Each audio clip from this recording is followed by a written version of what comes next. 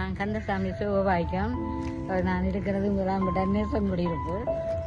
இன்றைக்கு சம்பள காசு பியோன் காசு எடுக்க போகிறேன். 250 ரூபா எடுக்க போவேன்.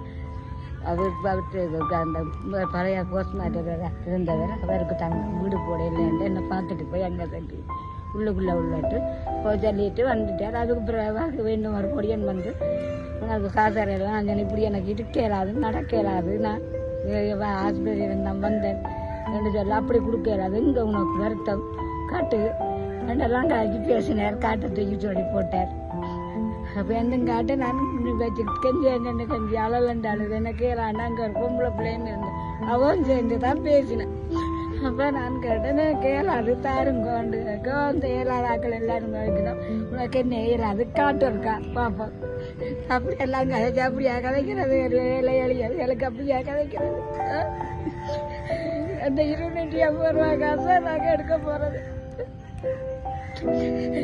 வச்சு வேண்டாங்கிற எவ்வளோ பேச்சு பேசிட்டோம்.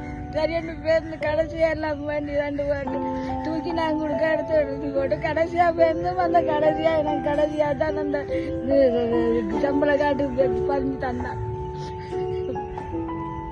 இப்போ இதற்கெல்லாம் நாங்கள் என்ன இதற்கு எங்களுக்கு யாருக்கு கதை சொல்கிறது, இதற்கு எங்களுக்கு யார் எங்களுக்கு கட்சியில் எடுக்கிறது ஒரு விரைவில் வேலையில் அதெல்லாம் பார்க்க மாட்டாங்களாம். இப்போ காலாவடி 8 மணி 7 மணிக்கு போனேன். நிறைய நான் போயிட்டேன். அங்கே தண்ணி கூட குடிக்காம போனேன். நான் குடிசையை போட்டுட்டு இப்படி செய்வாங்க எங்களுக்கு தெரியாது, இப்படி செய்வானன்ட்டு.